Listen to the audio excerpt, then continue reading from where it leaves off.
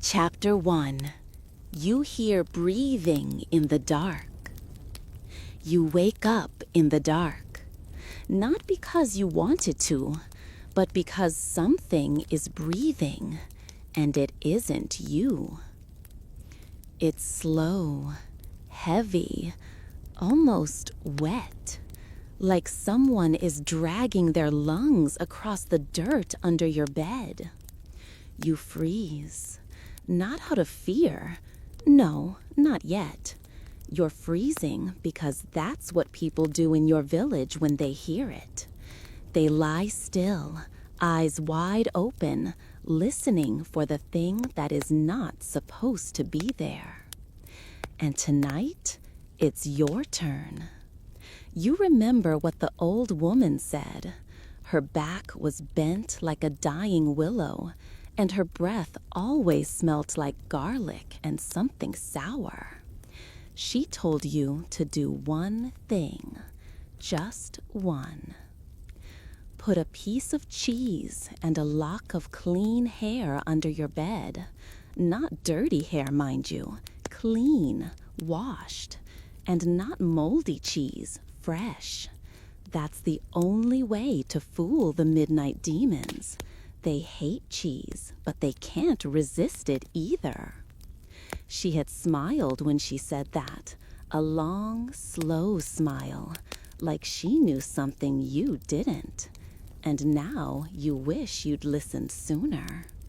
Because the breathing is closer. You swear you just heard sniffing right beneath the straw mattress. There's no candlelight, only the distant flicker of the hearth, barely alive. You want to scream, you want to run, but you remember your grandfather's story, how your uncle disappeared one night right after complaining about the smell of cheese under his pillow. That's when the village understood.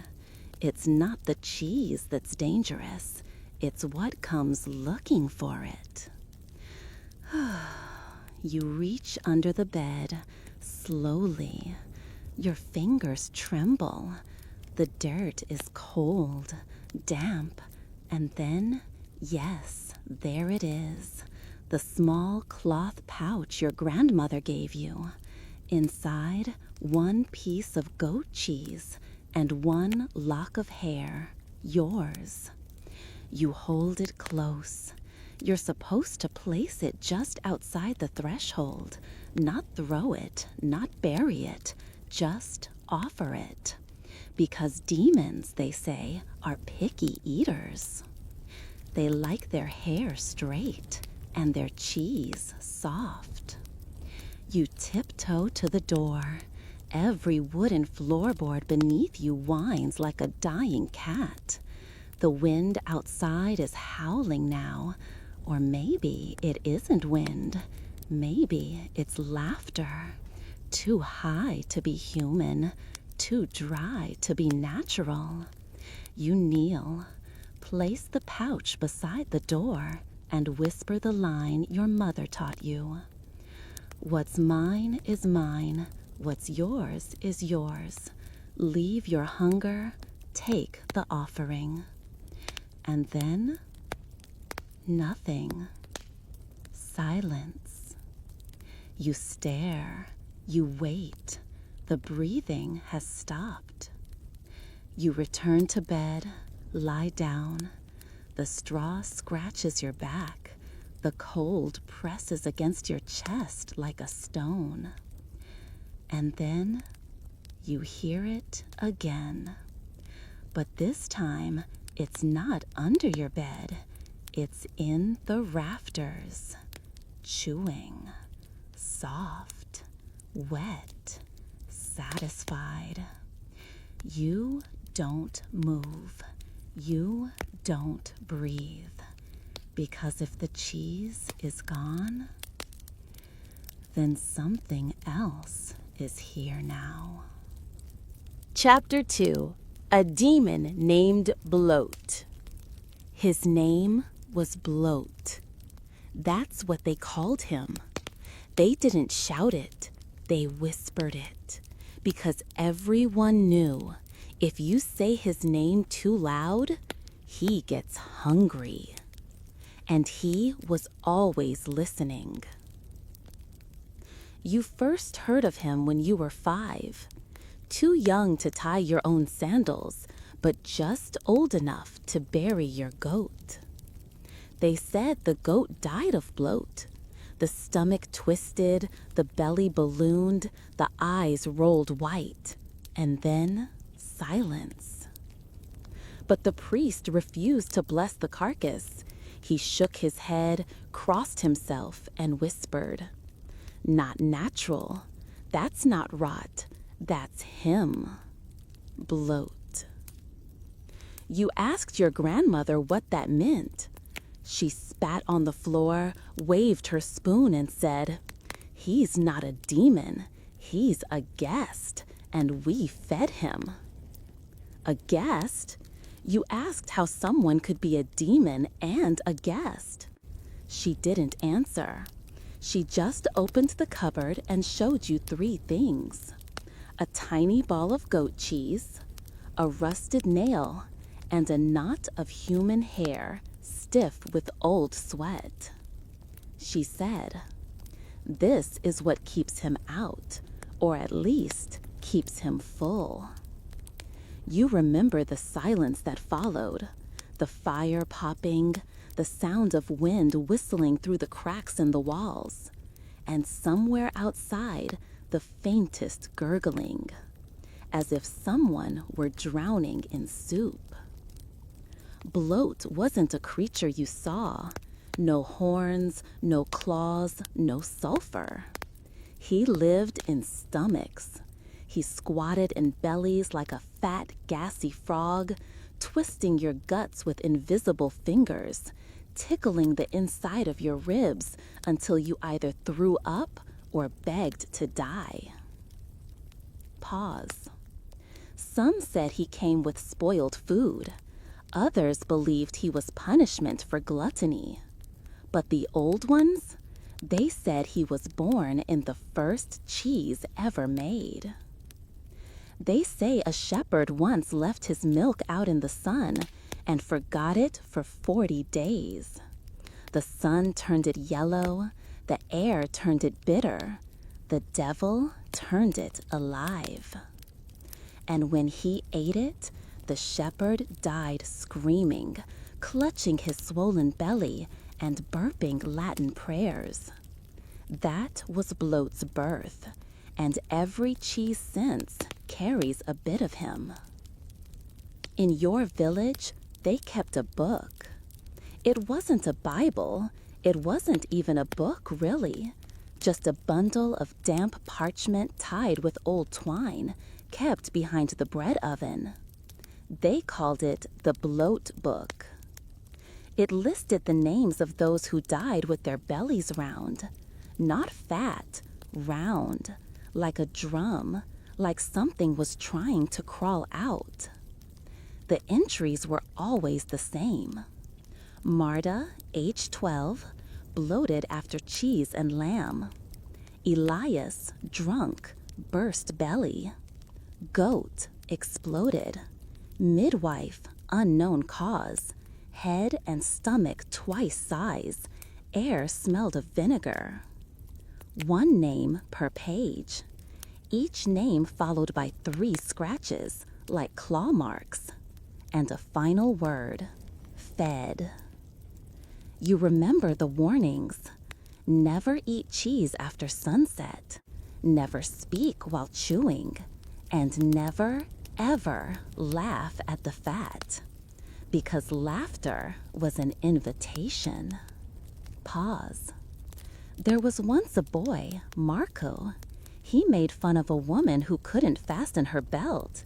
He laughed and laughed until his own stomach began to swell. They say he screamed for 3 days. He claimed he could feel feet kicking inside him, that someone was scratching his intestines.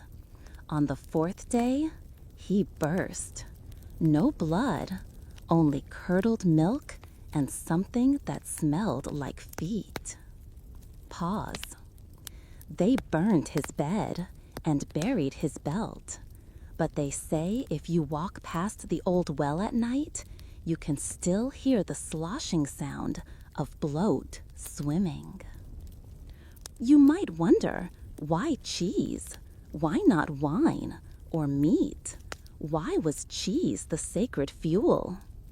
Because cheese was alive. It moved, it sweated, it grew veins. It smelled like old men and dead saints. And most importantly, it was full of holes, tiny caverns just the right size for a demon to curl up in. The saying goes, bread feeds the body, wine feeds the soul, but cheese feeds the shadows. You've seen it yourself, the way the old people sniff cheese before biting, how they look at it sideways as if it might look back. Some leave it outside overnight wrapped in cloth. If it grows green too fast, it's marked. If it stays clean, it's safe. If it grows fur and smells like sin, burn it. And always, always place a hair on top, yours, from your head, freshly plucked. Because a demon hates nothing more than a reminder that you're already full of ghosts. Tonight, as you sit by the hearth, you look at the cheese in your hand. It's soft. It's warm. It shouldn't be warm. You didn't leave it near the fire. You didn't breathe on it. And yet, it pulses. Once, like a heartbeat. You stand. You walk outside. The sky is black, but the stars are watching. You dig a small hole beneath the stone cross at the gate. You drop in the cheese. Add your hair. Whisper the name, Bloat. Then cover it, gently, respectfully, like a gift, like a warning, like a prayer. And for now, he's fed. But tomorrow is another hunger. Chapter 3. The Folklore of Hair, Tangled Protection. Hair remembers. That's what they say. In every village, in every mud and straw hut, where the wind slips through the walls like a thief and the fire dies before morning, hair remembers.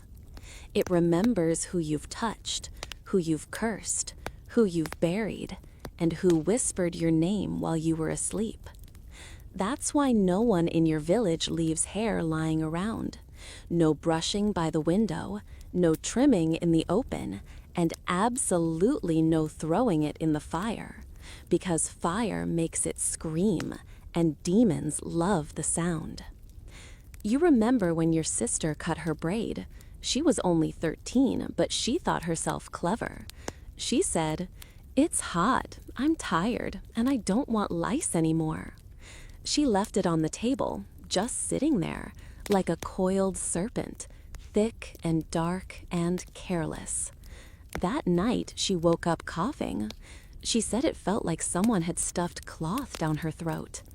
Your mother found her the next morning, sitting upright in bed, her mouth full of her own hair, chewed, wet, half swallowed. She never cut it again. Hair, they say, is the rope of the soul. And if you tie a knot in it, you trap what was last thinking inside your head. That's why old women made knot charms, tiny tangles spun tightly from their own strands, then tied with red thread and hidden under pillows. The knots weren't pretty, they weren't neat, but they worked. Demons hate confusion, and nothing is more confusing than a mess of old hair and spite. There's a legend from the north about a woman named Merla who caught the devil himself in a braid. She combed her hair every night while reciting the names of dead children, then tied her braid into a loop and placed it under her husband's bed. In the morning, he was gone. All that remained was the smell of sulfur and a hoof print on the ceiling. Her neighbors called it witchcraft. She called it cleaning. Hair doesn't rot. That's the part that bothers priests the most. You can burn it, sure. You can bury it for 100 years, but dig it up, and there it is, still whole, still remembering. That's why some monks kept hair in jars. They said it was proof that the body was weak, but the sin inside it was eternal. Others, less holy, used it for magic. 1 lock to bind, 2 to blind, 3 to burn. And if you mixed it with cheese, well, that was binding food. You fed it to someone when you wanted them quiet, forever. In your home, there's a chest. It's not large, old pine, 3 iron hinges. It smells of mice and thyme. Inside, there are no treasures, only braids. Your great-grandmother's, your aunt's, even one from your mother, still tied with a ribbon. No one speaks about the chest, but if the wind howls too loud, if the animals won't come near the barn, if your stomach rolls without reason, you open the chest, take a braid, and place it near the door. To let the thing know, you remember who came before, and they're still here, watching. There's a market once a year in the southern hills. No signs, no stalls, just whispers in the fog. You bring coins or not, what they want is different. In exchange, you receive a comb made of bone that untangles curses, a ribbon that tightens when liars speak, or a hairnet that hums when demons pass by. One year, a man sold a single white hair. He said it came from an angel. It smelled like honey and fire. No one dared buy it until a baker did. He tied it into his wife's braid. That night, she vanished, and the next morning, the bakery was full of feathers. Some girls, especially the cruel ones, used to steal hair from rivals, not to hex them, but to wear it. They'd weave it into their own braids so the victim would grow confused, clumsy, sick, because part of their soul had been borrowed and braided elsewhere. That worked best if the girl didn't know, and worst if she did, because then the braid burned, and the scalp followed. There's one final use, rare, forgotten by most. But sometimes, in the coldest months, when a child won't wake and the midwife shakes her head, you take the mother's hair, you braid it into a loop, tie it around the child's foot, whisper her name. And if the child wakes, the hair goes gray, because it took the fear from the soul, and hair always pays the price. Tonight, you sleep with your own braid under your pillow. You've combed it clean, no knots, no lice, no blood. You whisper your name into it, softly, just once. And if the demon comes, if it crawls through the cracks in the wall, through the chimney, through your dreams, it'll see the braid, smell your fear, and turn away. Because even demons know, hair remembers, and hair bites back. Chapter 4. When Cheese Could Save a Baby. Babies don't cry at night in your village. Not because they're well fed, not because they sleep soundly, but because no one lets them, because crying calls them. The old people say that demons hate cheese, but they hate children more, not for what they are, but for what they haven't done yet. They haven't sinned. They haven't lied. They haven't even chosen a God. They're blank, and that makes them tempting. So the demons come. They crawl through the thatched roofs. They slide between the floorboards. They rise from the cold ashes of the hearth, and they whisper in the soft, wet ears of the newborns. Some babies giggle, some go quiet. The quiet ones never wake up. Your aunt lost 3, all before their first teeth. She stopped naming them after the second, stopped singing lullabies, stopped smiling altogether. By the 3rd, she followed the cheese ritual.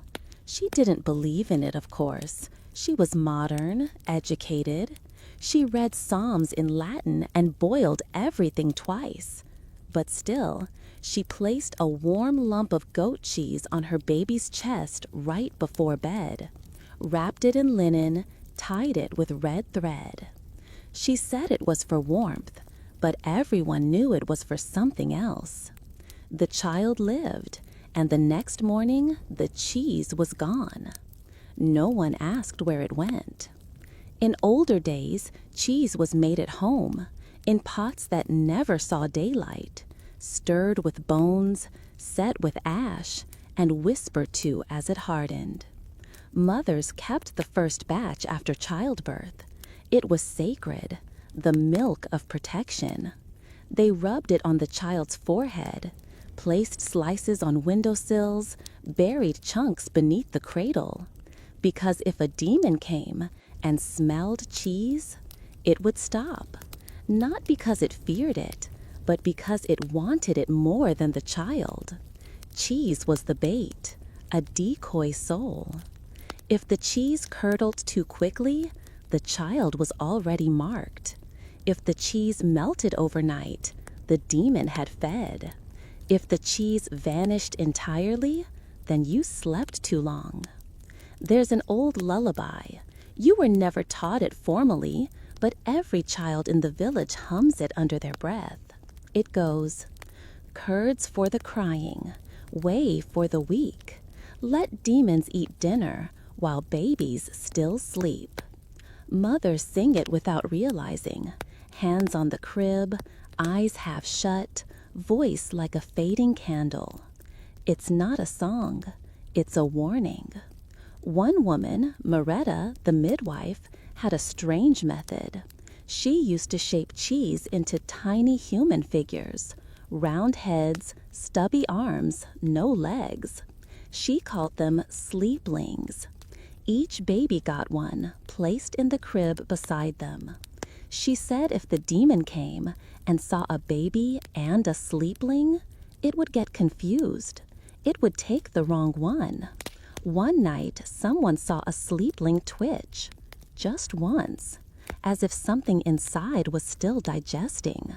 They never asked questions after that, but every family kept one on the mantle, just in case. Hair played a role too. Mothers braided strands from their own heads, dipped them in warm milk, and pressed them into the cheese. Then whispered the baby's name.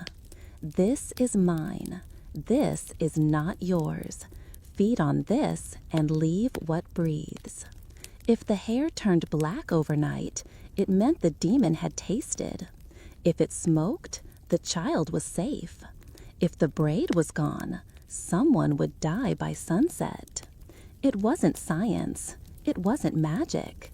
It was fear made edible. They say demons don't like choice. They like hunger, and hunger hates decisions. So the ritual gave them a way out. Eat the cheese, leave the child. Take the offering, spare the living. It was a deal, a pact, one soul's flavor for another silence. There was a story passed around the market fires about a child born with a shadow already clinging to it. They say the baby didn't cry, didn't blink, didn't breathe for the first 10 minutes. But the midwife didn't panic. She cut a slice of sheep's milk cheese, smeared it with ashes from her own hearth, and placed it on the child's tongue. The baby choked once, then screamed. The cheese turned green by morning, and the baby lived to be 90. Tonight, you visit your neighbor. She's just given birth. You bring a gift, a small bundle of goat cheese wrapped in linen and rosemary, with a single red thread and a short note. It's not for the baby, it's for what watches. She doesn't ask, she just nods and places it on the crib. Because every mother knows love alone doesn't protect. Sometimes you need cheese. Chapter 5. The Hair Doll in the Chimney. There's something living in your chimney. You don't talk about it. You don't look up. And you never, never light the fire after midnight. Because the smoke doesn't go out. It goes up and then comes back down. Long ago, before your grandmother's grandmother was even a wrinkle in time, people stopped trusting walls. They cracked, they whispered, they bled sap in winter. So they trusted something else, the doll. Not the kind you give a child, not the kind with glass eyes and stitched lips. These dolls were different. They were made of hair, human, braided, boiled, and bound. The more knots, the better. The more strands, the stronger. The more secrets whispered during the weaving, the hungrier the doll became. Pause. Long ago, before your grandmother's grandmother was even a wrinkle in time, people stopped trusting walls. They cracked, they whispered, they bled sap in winter. So they trusted something else, the doll. Not the kind you give a child, not the kind with glass eyes and stitched lips. These dolls were different. They were made of hair, human, braided, boiled, and bound. The more knots, the better. The more strands, the stronger. The more secrets whispered during the weaving, the hungrier the doll became. Long ago. You remember the first time you saw one. You were small, small enough to believe soup could cure anything, and shadows were just sleepy furniture. But then your cousin brought you to the chimney. He lifted a loose brick, reached in, and pulled out a thing. It wasn't a doll, not really. It had a head, no face, a lump of hair shaped like a scream, bound with thread and tied with teeth. Yes, teeth. 5 tiny baby teeth knotted into its stomach like buttons on a cursed coat. Your cousin called it Little Mother. He said, "She eats nightmares, but only if you feed hers first." You didn't sleep for 3 days. The chimney was where everything went. Smoke, soot, screams, sometimes the cat. But it was also a gate. That's what the grandmothers whispered. It's a door upside down, heaven above, hell below, and the hearth in between. So they placed guardians in the space between, the hair dolls. To make one, you needed 3 things. A lock of human hair, not from the dead, not from the sick, from the living, from someone who still dreamed. An object that had tasted blood, a needle, a nail, a sewing pin, a splinter from a cradle. A secret, any secret, but it had to be spoken aloud while braiding, preferably something shameful. Then you tie it with red thread and spat on it, just once, for flavor. Finally, you named it. Never your own name, never the name of someone you loved. You gave it a name that demons wouldn't understand, like chalk or murmur or soup. Names that made them forget what they came for. Pause. Then you burned the edges, just enough to make it smell. Then placed it deep in the chimney behind the stones, and waited. Some say the dolls whisper back. You wake in the night and the coals are cold, but something is humming in the walls. Low, rhythmic, hungry. It's the doll chewing on the ashes of your fears. Others say they move. One day you place it behind the left brick. Next week it's in the right corner. The next, it's under your bed. That's when you know it's full. Or angry. There's an old story from the northern marshes. A woman named Dara, barren for years, finally bore a child after placing 12 dolls in her hearth. Each doll made from a different child's hair, stolen from combs, laundry lines, even grave sites. She fed the dolls goat milk and secrets. The child came, healthy, loud, whole. But it never cried, never laughed, never slept with its mouth closed. Because it wasn't empty, it was already full. People tried to ban the practice. Priests declared dolls heresy. They threw them into the river. They burned them in front of churches.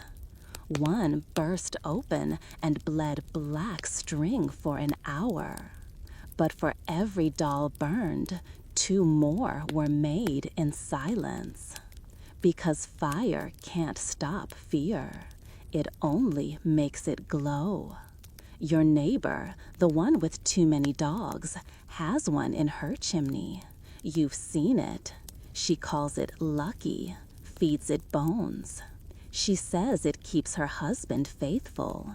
He's been dead for 9 years. Tonight the wind is restless. Your fire won't light.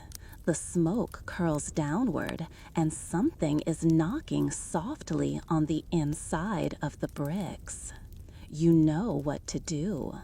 You go to the cupboard, cut a lock of your hair, pull a nail from the broken crib. You sit by candlelight and braid, slow, careful, whispering the one thing you swore you'd never say out loud. When it's done, you name it, forget. You tuck it deep into the chimney, behind the stones, where the dark things wait. And just before you turn away, unblinks. Chapter 6. Curdling the Devil. Cheese as Spell Container. You've heard of letters in bottles, prayers in jars, ashes in urns. But in your village, when someone wanted to lock up a curse, or trap a whisper, or bottle a demon's breath, they used cheese. Not just any cheese. Not the kind your uncle kept in the cellar, sweating through burlap, smelling like wet feet and old sins. No, this cheese had rules. It had to be fresh, made during a full moon, stirred only counterclockwise, and poured through a cloth previously used to bind a wound. Most important of all, it had to be touched by the person you wanted to curse. Not held, not cut, touched. A fingertip was enough. Even just a glance could make it hum. Because cheese, you see, is a listener. It remembers hands, it remembers hunger, and it holds on to both. There was a ritual, not spoken of in churches, not taught in schools. It was called the curd trap. You'd start with a small round of soft cheese. Sheep's milk was best, smooth, gentle, gullible. You'd carve out a little hole in the center, just big enough for a secret. Then you'd add the contents: ash from a burnt letter, a fingernail clipping, 3 drops of wax from a candle that had gone out on its own, and a whisper, just one, into the hole. Then you sealed it, with honey if the curse was meant to deceive, with blood if it was meant to hurt, with nothing if it was meant to last. One woman in your village was known for this. Her name was Ilma. People called her the Cheese Mother.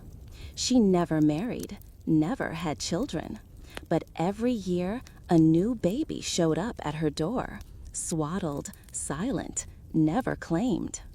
People whispered that she made deals, traded protection for memories, traded silence for spells.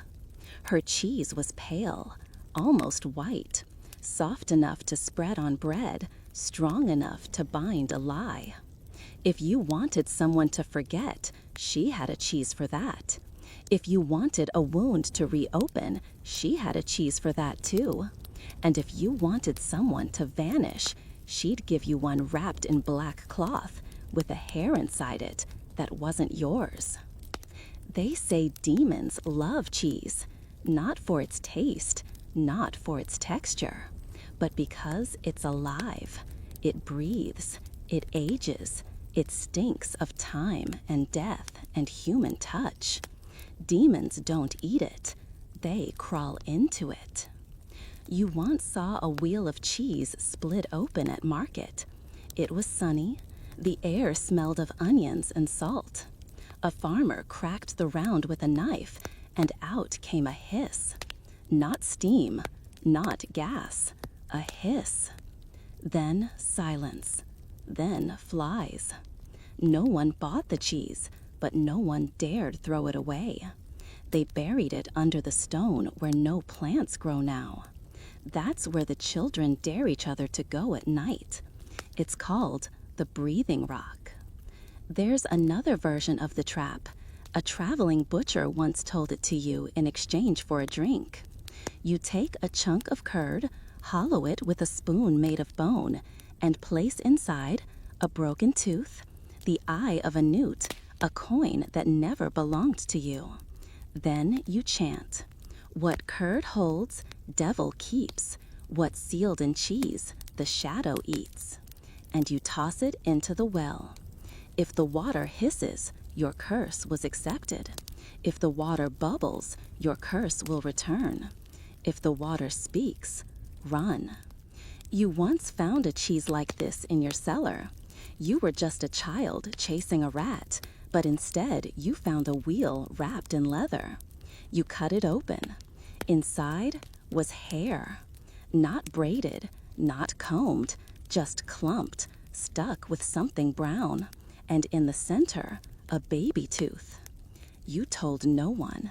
You didn't sleep for a week, not because of fear, but because every time you tried to close your eyes, you smelled honey and something breathing next to you. Today, people call it folklore, superstition, peasant nonsense. But still, the cheesemaker in the next village won't let anyone else touch the curds. And every new batch is left in silence for an hour to let the spirits pass through. He says it's for luck, but he sleeps with a knife. Tonight, you feel watched, not by eyes, by taste. Something's in the air, not sulfur, not rot, but cheese. You go to the pantry, light a candle, open the cupboard where no one keeps food anymore. And there it is, around, fresh, untouched, still warm. You didn't make it, no one did, but someone meant for you to find it. You lift the cheese. There's a hole in the bottom, and inside, a note, soaked in oil. Only 2 words. Eat nothing. Chapter 7. The Church versus Cheese Magic. The church never liked cheese. Not the cheese itself. That would have been ridiculous. Though some bishops did call goat cheese the odor of paganism. No, what they hated was what people did with it. Not slicing, not eating, but whispering to it, praying with it, burying it, and worst of all, trusting it more than God. In your village, the church stands crooked, not because of bad stones, but because they say it was built on top of an old cheese cellar. And the spirits underneath never quite forgave that.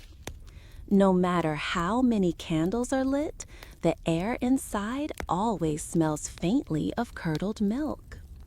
Some say it's the incense. Others say it's a reminder. You once heard the priest whisper to a visitor, "These people don't confess to me, they confess to the wheels in their cupboards." He wasn't wrong, because when a villager sinned, they didn't go to church, they went to the cheesemaker. They'd bring two things: the thing they couldn't say out loud, a coin they didn't earn honestly. The cheesemaker would nod, say nothing, and return in 3 days with a small, soft round of silence. They'd eat it at dusk, alone, and the sin would stay buried inside the rind. The church called it heresy, witchcraft, rural madness. They sent letters, then bishops, then fires. In 1215, at the Synod of Paris, a decree was read aloud. Let no man ferment the soul. Let no woman bind demons in cheese.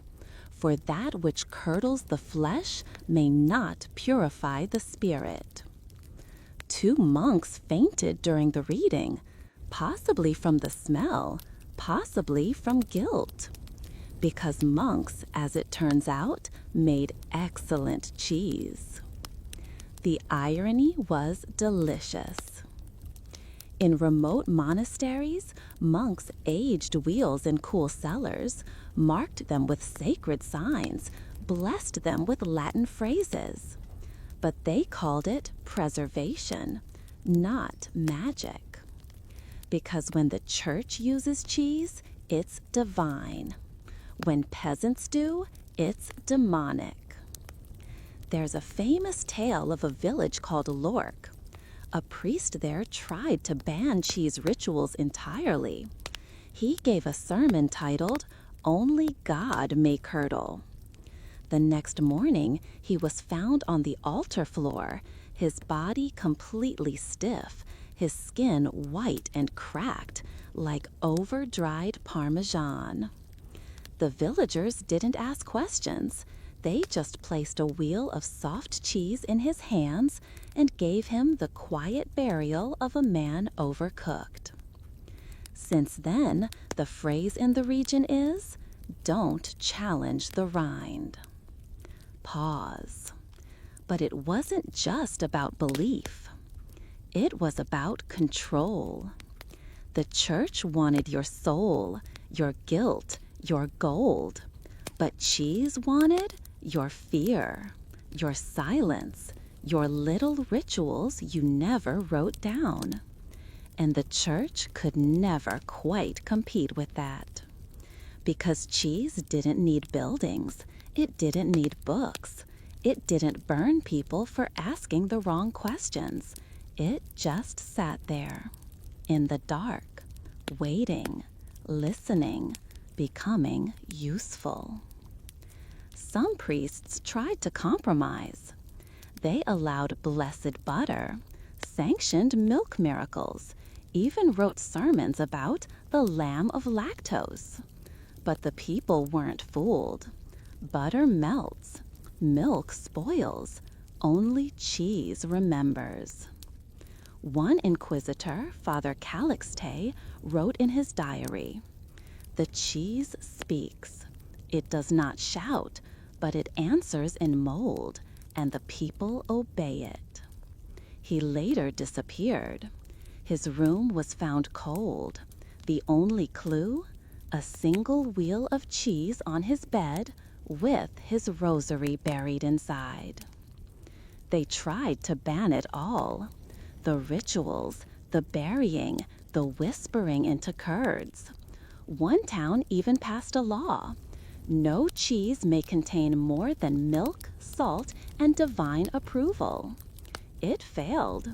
People just whispered into the salt instead. And you still go to church. Out of respect, out of habit, out of fear. But when something really bad happens, when the baby won't wake, when the animals won't stop staring at the walls, when your dreams smell like vinegar, you don't pray. You open the cellar, cut a wedge, wrap it in rosemary, whisper once, and place it near the door. Not because you're pagan, not because you're wicked, but because deep down you trust what's aged more than what's holy. Chapter 8. The Woman Who Ate Hair to Cure a Curse. They say she wasn't always strange. That once Greta was beautiful, soft-spoken, the kind of woman whose soup never boiled over, whose goats never wandered off, whose children always sneezed politely, until the day she stopped speaking. It began with a cough, dry, hollow, insignificant. Then a wheeze, a rattle, a sound like something was flapping just beneath her ribs. She went to the priest. He gave her holy water. She vomited bees. She went to the healer. He gave her honey. She choked on feathers. She went to the midwife. The midwife refused to open the door. "You're not pregnant with life," she whispered through the wood. "You're full of something else." They said it was a curse, from a neighbor she'd offended, from a witch she'd underpaid, from a cheese she left uneaten under the moon. The truth was simpler. She had swallowed a secret, and it wouldn't die inside her. Every night she felt it move. Something small, something patient, something threaded. It tickled the base of her throat. It pulled at her breath. It sang to her in her sleep, high, wet lullabies without words. She stopped eating, stopped sleeping, stopped washing. And then one night she called for the old man. He was called Brel, not a doctor, not a priest, just a man who lived with worms in jars and spoke in 7 dialects of silence. He arrived barefoot, carrying a bowl, a knife, and a block of cheese. He asked no questions. She offered no answers. He sat by her bed, listened to her chest, then nodded.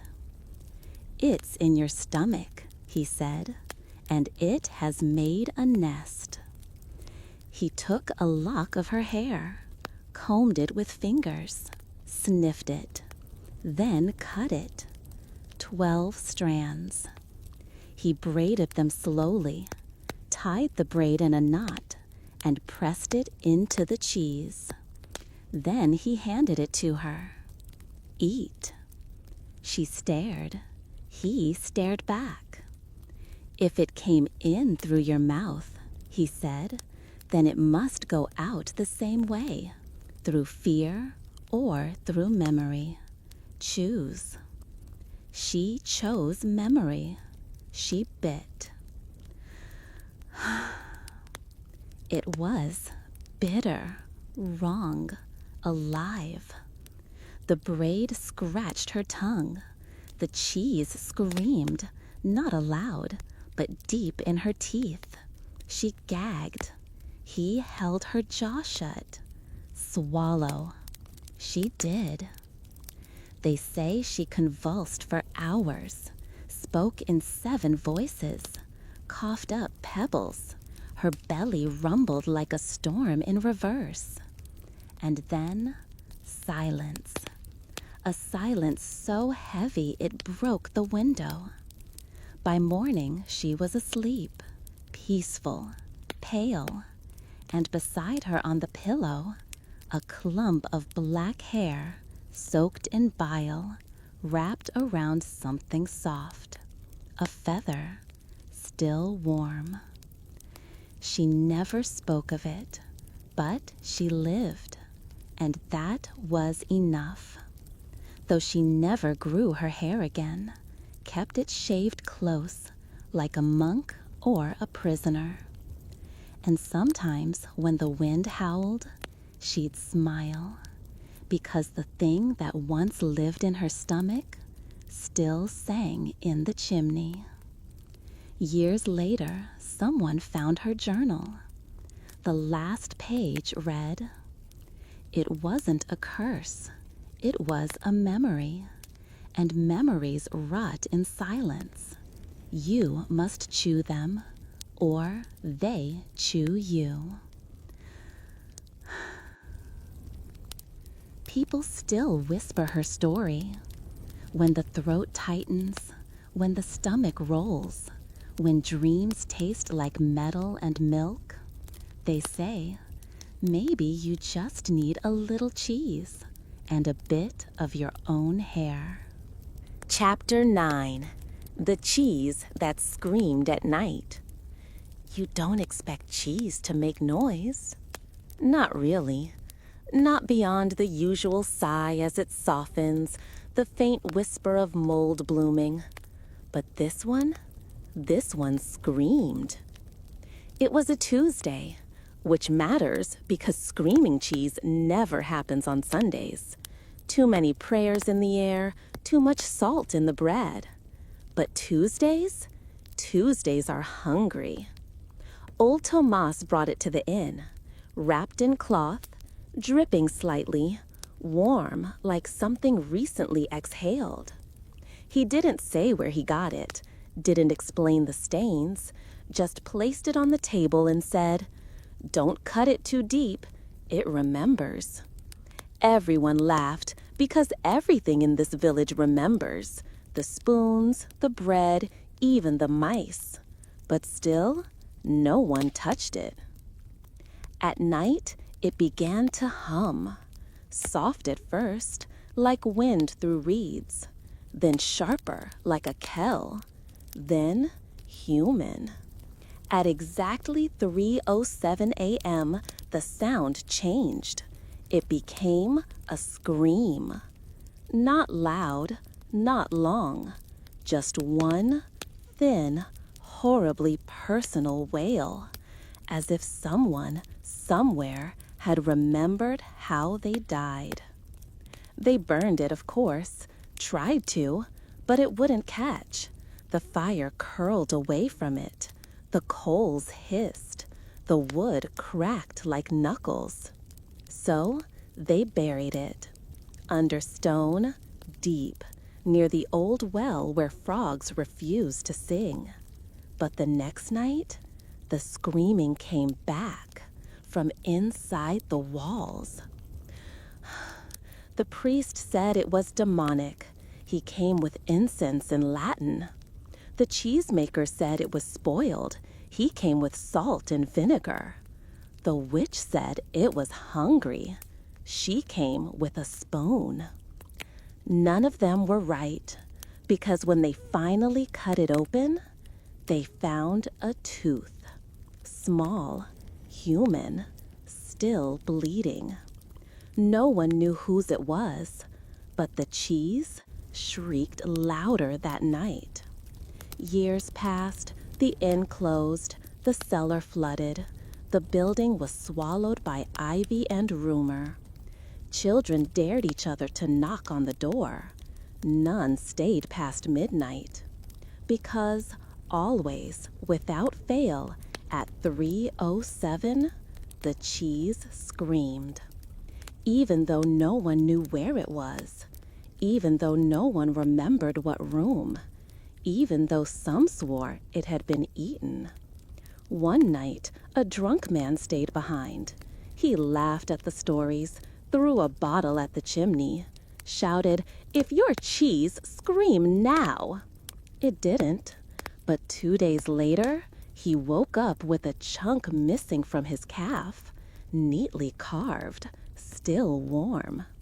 He said it tasted like brie. They say not all screams are sounds. Some are tastes. Some are textures. You've probably eaten one.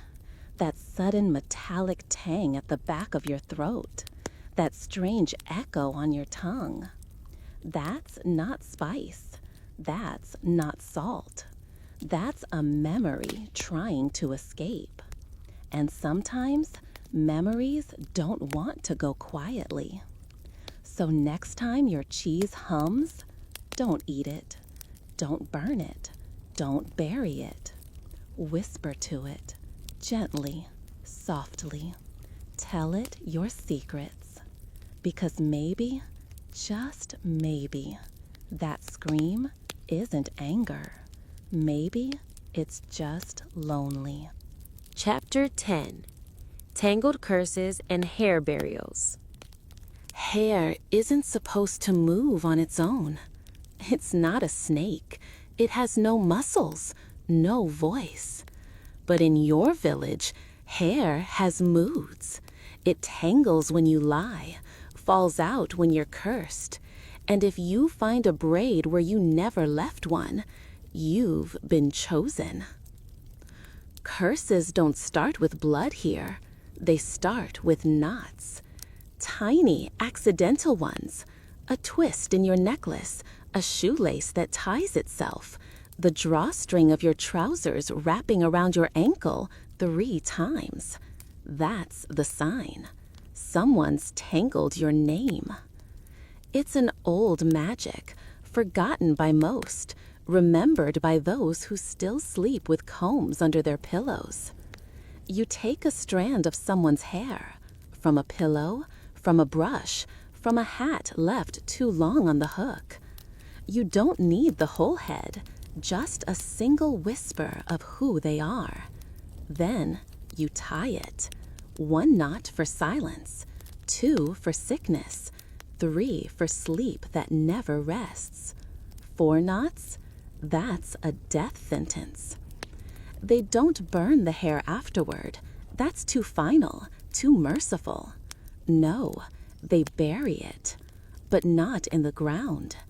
In places where memory lingers, under the first step of your home, inside the sleeve of your best shirt, beneath the cheesecloth that covers your dinner. Hair doesn't rot, and neither does a curse. Once, a girl found a braid in her boot, tiny, delicate, tied with red thread and a thorn. That week, she spoke only backwards, her left eye wet ink, and every time she touched water, it whispered. She never took a bath again. There's a grave outside town, no stone, no flowers, just a mound covered in moss that never dies. They call it the headless mourner, because when it rains, you can hear sobbing from beneath the soil. Not loud, not panicked, just slow, like someone brushing a ghost's hair with broken fingers. They say it's where they buried all the knotted braids they couldn't unravel. Braids too cursed to keep, too loud to burn, too patient to ignore. Your uncle once told you, a braid remembers the last thing it felt. Tie it in hate, it strangles. Tie it in love, it follows you to the grave. He tied a braid the night before he vanished, left it on the windowsill. It was gone by morning. so was he. The church tried to ban hair magic, of course, declared it vanity made sinful. But then a bishop's wine turned to salt after he mocked a woman's unbraided hair. He died bald, and the next week they began blessing combs during Mass. Weddings here require a ritual. The bride and groom must exchange braids before the first kiss, not from their heads, from their childhood. Braids kept in secret, sealed in wax, hidden beneath floorboards. If either braid is missing, the marriage is considered cursed, and the first child is born tangled, not in cloth, in fate. You once found a braid in your pocket, no idea how it got there. You burned it, of course, but the next day, your hair refused to lie flat. It twisted inward, pulled toward your spine.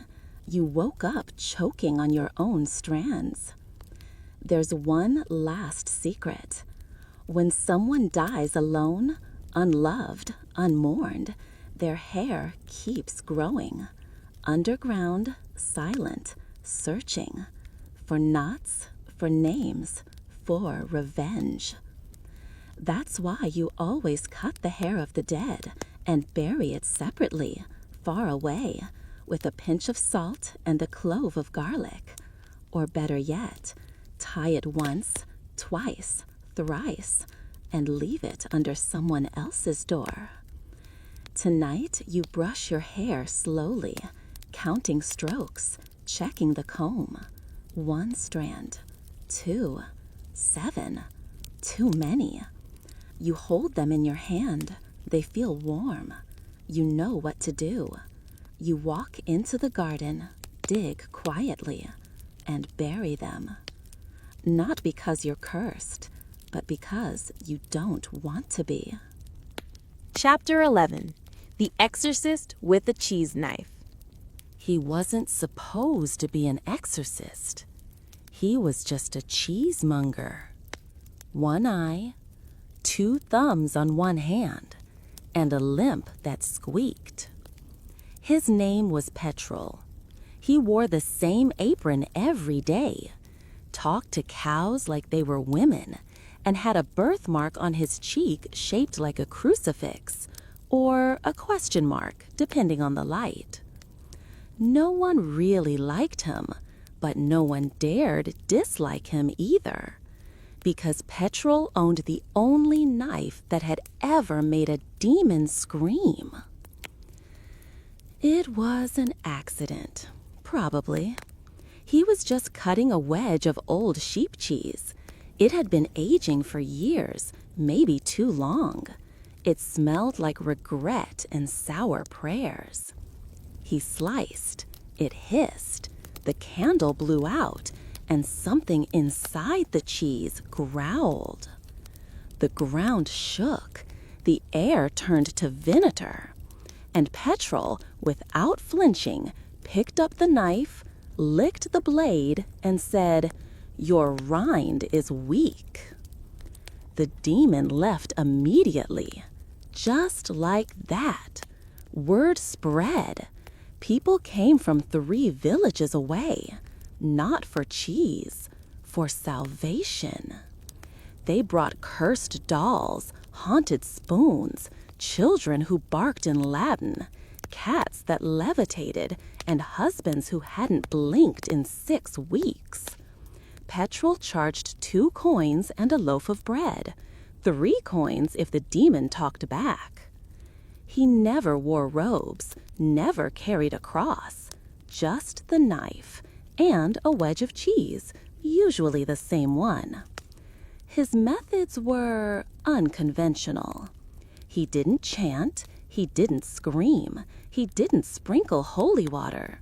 He fed them. If a demon is full, he said, it's less likely to bite. So he would slice a triangle of cheese, rub it on the cursed object, whisper something obscene in a forgotten dialect, and then wait. Sometimes for minutes, sometimes hours, Sometimes the cheese melted without heat. Sometimes it exploded. Either way, the thing was gone. They say one time he cured a haunted well by dropping in a wheel of brined goat cheese wrapped in human hair. The water turned red, then black, then clear, and ever since, fish in that well come out pre-salted. But petrol was not invincible. There was the Oxley case, a boy who laughed backward, whose shadow walked away at noon, whose teeth whispered to rats. Petrol arrived late. He brought his sharpest knife, his strongest curd, his most expensive wine-washed wedge. He sat with the boy, listened, nodded, and then he fed the cheese to himself. "He's already gone," Petrol said. "Might as well enjoy the flavor." No one argued, but they buried the boy in 3 coffins, just in case. Over time, the cheese knife changed. It began to hum in moonlight, sizzle near salt, twitch when lies were told. Some say Petrol stopped sleeping. Others say he never slept to begin with, that he was born fully aged and would only die when the rind cracked.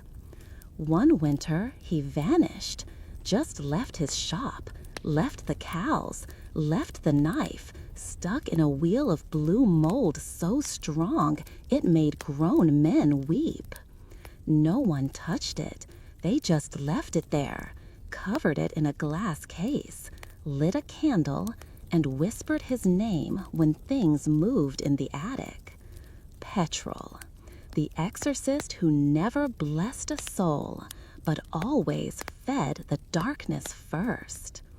And now, whenever a child sees shadows crawl up the wall, when milk turns sour overnight, when someone laughs with too many teeth, the elders say, "Go to the cellar, find the cheese, and if the knife hums, don't blink." Chapter 12. When Cheese Went Rotten Too Fast.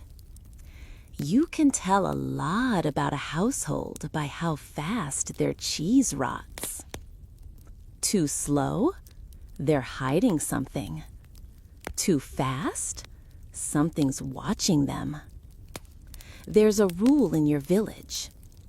If the cheese molds overnight, don't blame the milk, blame the mirror. Because rot doesn't start in the dairy, it starts in the soul. And mold loves secrets. Once, a family moved into the old Pelk house. You know the one, with the tilted door and the window that blinks when it rains. They brought goats, children, optimism. On the first night, the woman made cheese, fresh, sweet, perfect. They left it on the windowsill for cooling, for blessing, for tradition. By morning, it was black, not green, not fuzzy, black, like stone, like regret, like something had licked it from the inside out. They left that afternoon, didn't pack, just ran. Your great-grandfather was the village rot inspector. Yes, that was a real job. Once a week, he'd go door to door, sniffing, slicing, listening. Because good cheese should moan gently when cut, not hiss, not laugh, and certainly not shiver. He carried a candle. If the flame danced near the rind, all was well. If it went out, he left, without a word. They say rot is a sign of guilt, of grief, of someone who never apologized. There's a tale, old even by your village's standards, of a baker who stole flour from a starving widow. He made cheese pie that night, served it proudly. By the time he finished his slice, his teeth had turned to chalk. By morning, his tongue was gone. The widow? She was seen talking to a wheel of cheese behind her house. It pulsed with every word. Some say demons cause the rot. Others say time does. But time in your village doesn't move in straight lines. It circles, stumbles, hiccups, and cheese is its diary. If it sours too fast, something skipped a page. There was once a game children played. Guess the curse. Each child was given a slice of cheese. They placed it in their pockets, or under a stone, or beneath the village bench. Next morning, they checked. Green mold? Boring. Blue veins? You have a secret. Black crust? Someone hates you. No cheese at all? Don't come to school. One boy pulled out his cheese and found a note in its place. Not yours anymore. They never saw him again, but his pockets still move when the wind blows. The church tried to help, of course, sprinkled holy water on curds, blessed the aging cellars, hung crosses over wheels. It worked, for a while. Until one bishop tasted a wedge that had aged too quickly, only 3 days. It was perfect, smooth, soft. He wept. And later that night, he confessed to crimes he hadn't committed yet. Your mother keeps a cheesecloth under her bed, not to keep it warm, but to hear it. She says, if the cloth rustles in the night, check your shadow. If the cloth is stiff by morning, someone's cursed your name. If it's damp, she never finishes that sentence, just tightens her scarf and lights another candle. You still make cheese, but you don't leave it near windows. Don't place it on stone. Don't let it hear your thoughts. And if it begins to sour too fast, you don't panic. You cut it open, check for teeth, whisper an apology, even if you don't know to whom, especially if you don't. Then you bury it, not because it's bad, but because it heard something it shouldn't have. Tomorrow, you'll make a new batch, fresh, clean. But tonight, the air smells sour, your hands are trembling, and you swear you just heard the cheese sigh. Chapter 13. The Witch Who Sold Hair and Curd Potions. They called her a witch, but only when she wasn't listening. To her face, she was Madame Vela, or just Miss. No one ever used her full name, because names are currency, and Madame Vela never gave anything for free. Her hut was on the edge of the village, half sunk into the earth, roof like a crumpled hat, smoke that never rose, only coiled downward, as if the fire itself was shy. She didn't grow herbs, didn't keep cats, didn't curse the sun. She sold potions, but not the usual kind. Not for boils, not for love, not even for death. She sold potions made of curd and hair. Each bottle was different. Some were thick, white, soft as gilt. Others were yellow, stringy, with curls inside, still damp. And every vial came with a tag, written not in ink, but burned into wax. For forgetting a voice, for changing a smell, for making her stop loving him, for sleep without dreams. Prices varied: a finger, a tooth, a secret. One man gave his wedding ring. Another gave his wife's voice, bottled on a dare. She never spoke again. He said it was worth it. Madame Vela never smiled, not with her mouth, but her eyes were always amused, as if she knew how it would end and was only waiting for you to find out. She never made potions in front of anyone, but children peeked. They told stories, how she spun curds in a copper bowl while whispering names, how she dipped braids into vinegar until they screamed, how she poured cream over fresh teeth, then let it curdle under the moonlight. One child swore he saw her kiss a bottle before sealing it. The next morning, his tongue turned to butter. People feared her, but not enough to stay away.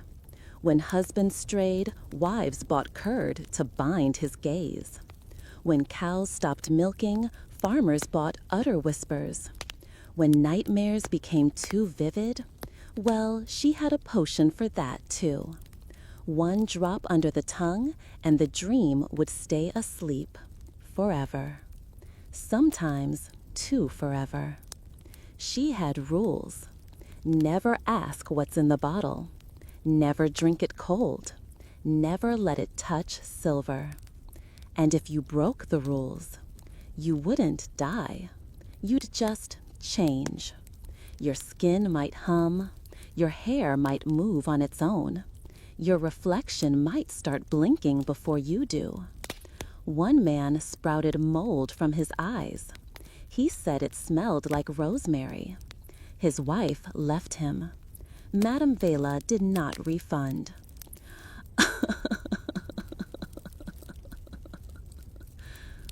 One day a priest came. He brought salt, fire, and scripture, said he would cleanse her. She sold him a vial for free, said it would make his faith visible. He drank it, and the next day the village found him preaching to cheese. Sermons, full liturgy, all in Latin. The cheese wept. Madame Vela never aged, or perhaps she did sideways. Her hair grew longer, then shorter, then longer again, like the moon.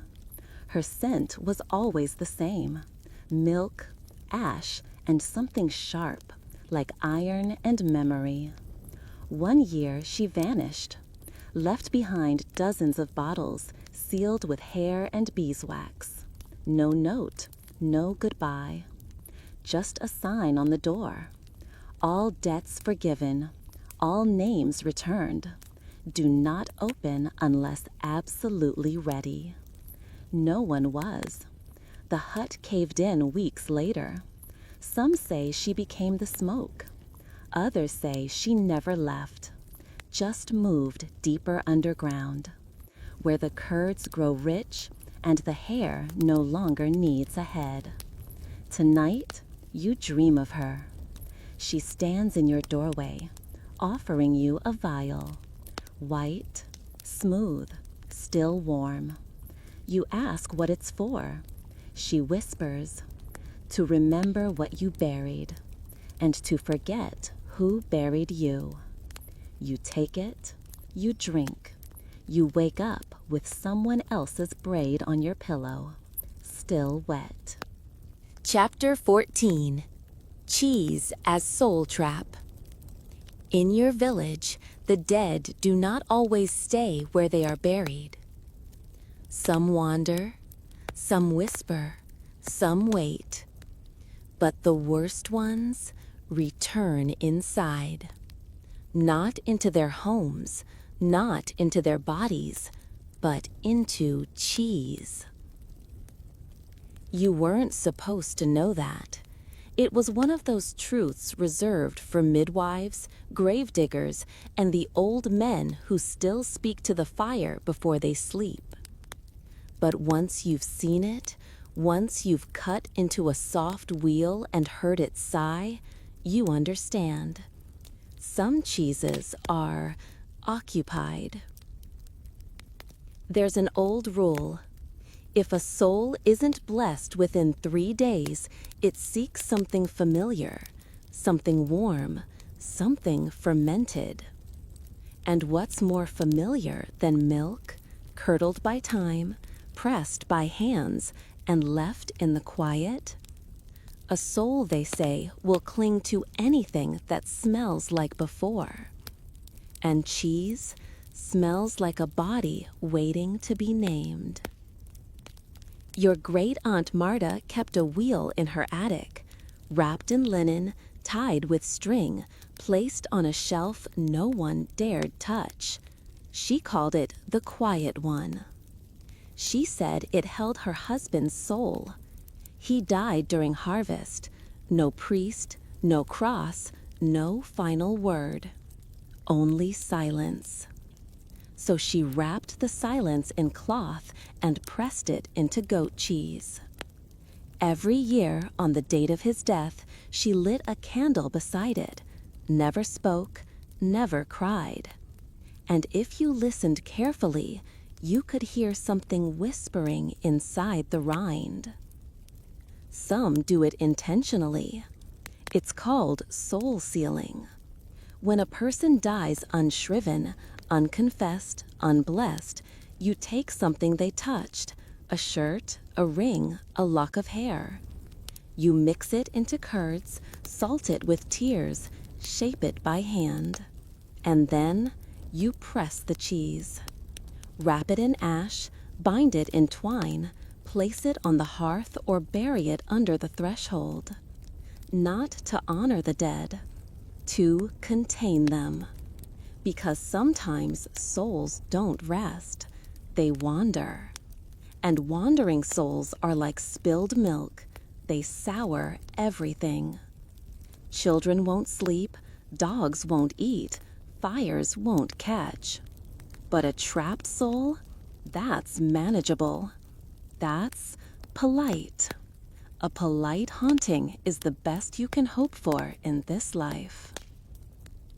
There are tales of travelers biting into cheese at market only to collapse.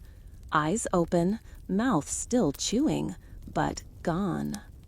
The vendor shrugs. Guess it wasn't meant to be eaten. Not all traps are labeled, and not all meals are for the living. One woman in the southern hills made a business of it. She offered to store the souls of the unloved, charged by the year. Clients brought objects, she brought curds. They left with peace, she left with a cellar full of the dead. Until one day she vanished. The cellar was sealed, and now on warm nights the hillside hums. Not from bees, from breathing. Some dare to open the soul cheese, cut it, taste it, challenge the boundary between flesh and memory. It always ends badly. One man claimed it gave him visions of lives he never lived. He wrote them all down, thousands of names, places, dates. He was last seen talking to a wheel of Gouda on a leash. The wheel did not respond, but it followed him. They say the strongest souls curdle the hardest cheese. Sharp, crumbly, impossible to slice, only to be broken like grief. The mild ones are spreadable, easy to consume, and therefore far more dangerous, because those are the ones that enter you slowly, softly, without notice, until you dream in someone else's voice, cry at things you never lost, and remember places you've never been. You once found a round in your pantry. It wasn't yours. You never bought it. It sat there, quiet, covered in a cloth that smelled like old paper and moths. You cut it. Inside, no mold, No smell, just stillness. You touched the center. It was warm, too warm. You wrapped it again, walked it to the river, whispered an apology, and let it float. It didn't sink, but neither did it drift. It just waited. Tonight, as you eat alone, you pause before the last bite. Look at the wedge in your hand, feel the silence between heartbeats. You put it back on the plate, light a candle, and whisper. If you're still here, I'm sorry you didn't get to say goodbye. Chapter 15. You fall asleep, but the cheese is still there. You did everything right tonight. You boiled the milk, stirred it with the old spoon, whispered 3 names you've never said aloud, pressed the curds with your own hands. You tied the cloth, set the wedge on the wooden plate, sprinkled rosemary, laid the lock of hair beside it. You even lit the candle before dark. And now you wait. The house creaks around you, not from wind, not from cold, but from the simple weight of another night not ending yet. The cheese sits on the table, still, soft, innocent. But you know better. You've heard the stories. You've lived them. The one about the whisper in the wall, the toe that moved under the floor, the cheese that blinked. You remember the taste of silence that wasn't yours. You lie down, the blanket heavy, the air thick with rosemary and doubt. The candle flickers. Once, twice. You close your eyes, and for the first time in weeks, you feel safe, almost, because there is a rule you never speak aloud. If you feed the fear, it won't eat you. And tonight, you have fed it, with goat's milk, with memory, with a braid, with everything you were willing to give, and just enough of what you weren't. Your breath slows, your eyes sink, dreams stir like curds in warm milk. You hear the wind, or is it footsteps? You hear the wood shift, or is it someone sitting at the table? You think you hear chewing, but it's far away, and you're already gone. You sleep, deep, unmoving, like stone, like rind, like memory sealed in wax. But the cheese is still there, untouched, warm, waiting. It sits on the plate, the braid curled beside it, the candle long dead. And in the silence of the kitchen, in the breath between stars, the cheese smiles. They never took the offering, which means they came for something else.